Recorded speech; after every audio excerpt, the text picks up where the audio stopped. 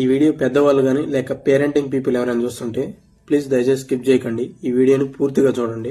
నాకు ఒక ఫ్రెండ్ ఉన్నాడు అనమాట, బట్ వాడు కూడా అలాగనే కాలేజ్ చదువుతుంటాడు.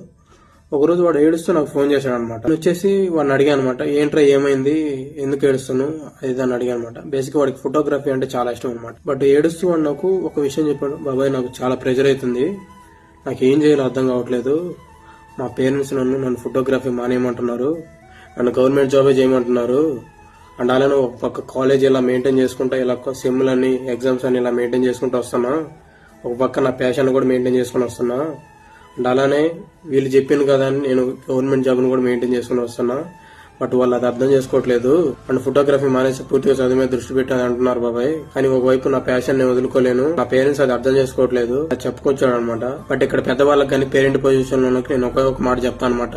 బట్ మీకు చెప్పేంతలోనే కాదు, బట్ నాకు తెలిసిందైతే నేను చెప్తున్నా, please end of the day వాడు మీ కొడుకు, మీరు చెప్పినట్టే వినాలి, మీరు చెప్పినట్టే నడవాలి కూడా. బట్ కాకపోతే మీ అబ్బాయి మిమ్మల్ని అర్థం చేస్తున్నట్టు ఒక పేరెంట్ గా మీరు కూడా మీ అబ్బాయిని అర్థం చేసుకోవాలన్నమాట. మీరు చూసేది కూడా ఫైనల్ గా మేము బాగుండాలి, మేము సేఫ్ గా ఉండాలి, అండ్ అలానే మేము ఎక్కువ కష్టపడకూడదని మీరు చూస్తారు, అది మాకు తెలుసు. మీ వాడికంటూ ఒక ప్యాషన్ ఉంటది అనమాట.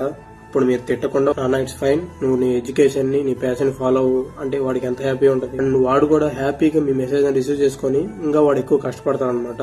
అంతేగాని దానివల్ల ఉపయోగం ఉండదు, ఆ పైసా వేస్ట్, అసలు ఎందుకు దాటు వెళ్తున్నావు అని వాడు డిస్కరేజ్ చేస్తా ఉంటే వాడు బాధలు మీకే చెప్పుకోవాల్సింది పోయి వాడిలో వాడే ఇంకా ఎక్కువ కుమిలిపోతా ఉంటాడు అనమాట. Okay it's fine, end of the day మీ వాడు మీ కొడుకు.